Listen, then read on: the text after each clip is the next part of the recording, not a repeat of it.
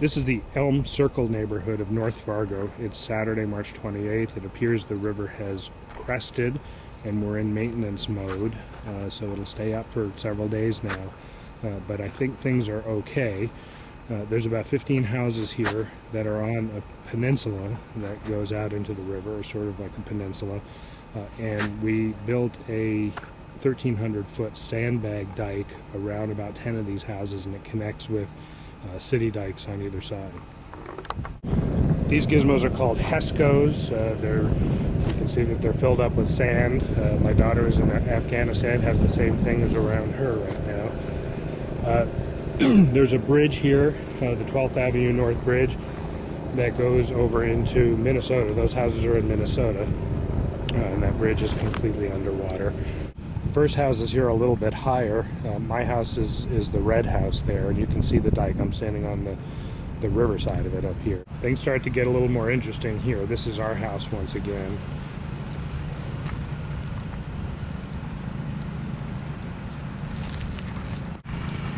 We built a trench so that this seepage all goes down to that low spot down there and gets pumped out.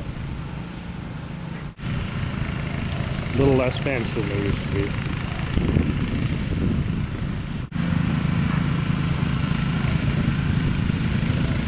Water's about 2.5 or 3 feet deep here. This dike was built in 3 stages. So first it was built up to an elevation of 42 feet. The top of this is about 43 feet. That was the second stage. And then in the third stage we reinforced. We put clay on the bottom here, and then more sandbags on top of the clay. We've got 2 pumps going here. We monitor them through the night, make sure they have gas, make sure we got some flow, make sure we're not frozen up.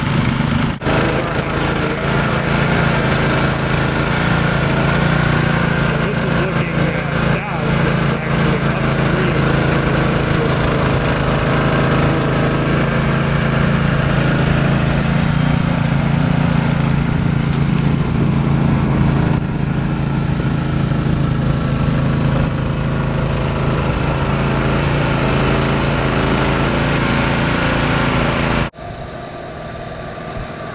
Regular sump pump here. You put it on top of a bucket, put some holes in the bucket to kind of keep the crap from getting into the pump.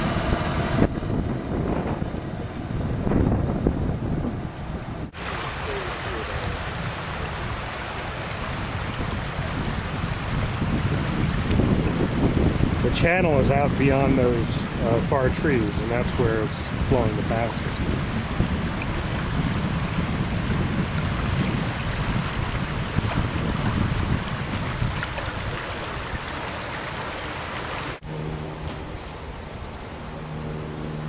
This is an area where we were not able to get the clay in to reinforce, so we're keeping our eye on this. I replaced this pump in the middle of the night last night. It was out, but it's running well now. Kind of a tough area for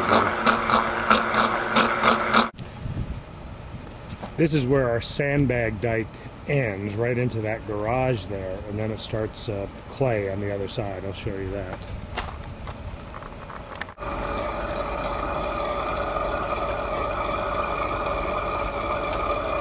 This garage is part of our dike.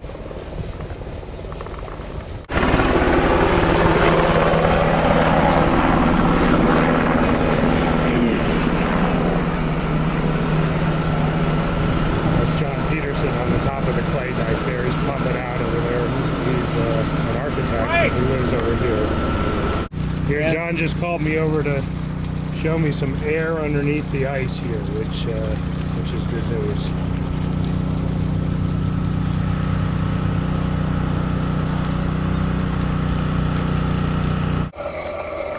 So you see a dozen houses or so here, and that river is right at about an elevation of 41 feet now. It's actually 890 something over sea level, but that's at 41, and that road's at about 39, and the road stays at 39 or 40 straight through into much more of Fargo there. So this dike is protecting more than just this neighborhood.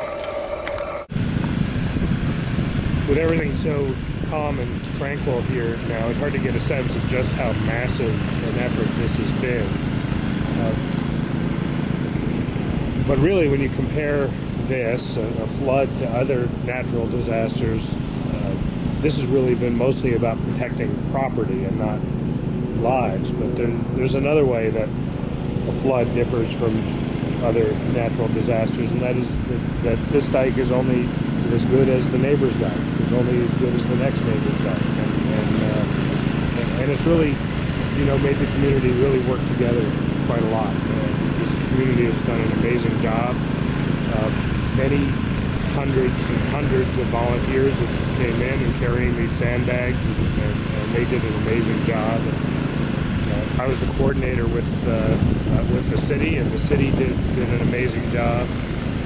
We had a couple of people that sort of took on the role in the neighborhood as sort of project engineers, and they're just phenomenal.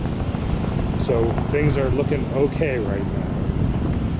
I hope it stays that way.